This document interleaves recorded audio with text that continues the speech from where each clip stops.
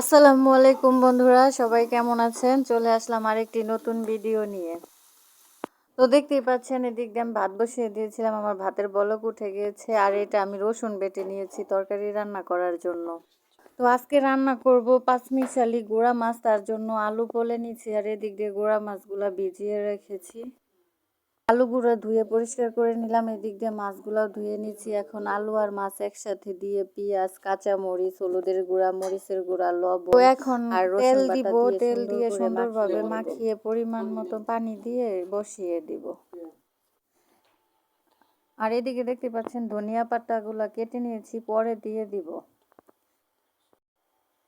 তো এরকম গুঁড়া মাছের চচ্চড়ি খেতে কে কে পছন্দ করেন অবশ্যই কমেন্ট করে জানাবেন। আর আমার চ্যানেলটি যদি কেউ সাবস্ক্রাইব না করে থাকেন এখনও, প্লিজ সবাই চ্যানেলটি সাবস্ক্রাইব করে দেবেন।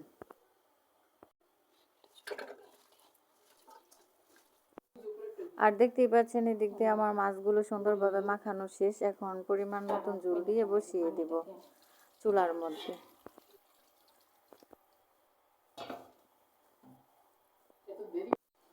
তো দেখতেই পাচ্ছেন গুঁড়া মাছটা চুলার মধ্যে বসিয়ে দিলাম, আর পাশাপাশি চুলায় ডিম সিদ্ধ দিলাম ডিম ভুনা করার জন্য।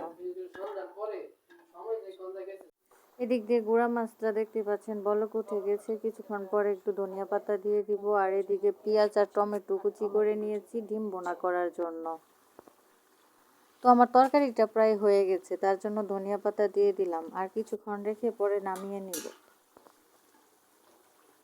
তো দেখতেই পাচ্ছেন আমার গুঁড়া মাছের চচ্চড়িটা হয়ে গেছে। এদিকে ফ্রাইপ্যান বসিয়ে দিলাম ডিম ভুনা করার জন্য। ডিম সিদ্ধ হয়ে গেছিল, আমি নামিয়ে ডিমগুলো সুন্দরভাবে ছুলে নিয়েছি। এখন ফ্রাইপ্যান গরম হয়ে গেছে, তেলটা দিয়ে দিব।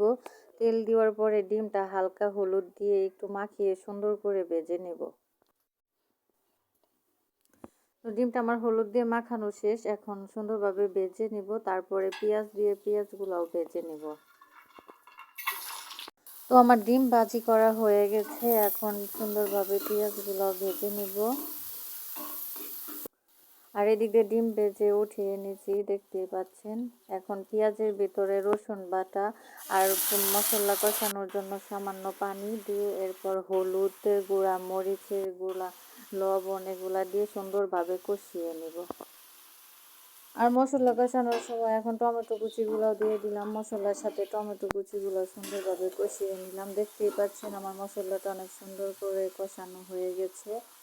এখন মশলার সাথে ডিম দিয়ে দিব, দিয়ে আরও বেশ কিছুক্ষণ কষিয়ে নিব। আর হ্যাঁ, কাঁচামরিচ দিতে ভুলে গিয়েছিলাম, তার জন্য এখন 2টা কাঁচামরিচ অ্যাড করে দিলাম। তো আমার মশলা কষানো শেষ, দেখতে পাচ্ছেন ঝোল দিয়ে দিয়েছি। আর ঝোল দেওয়ার পরে ডিম ভুনাটা প্রায় হয়ে গেছে, এখন সামান্য পরিমাণে ধনিয়ার কুচি দিয়ে দিলাম। তো এই ছিল আজকে আমার রান্না বান্না। তো এরকম আরও নতুন নতুন ভিডিও পেতে আমার চ্যানেলটি সাবস্ক্রাইব করে সবাই আমার পাশে থাকবেন।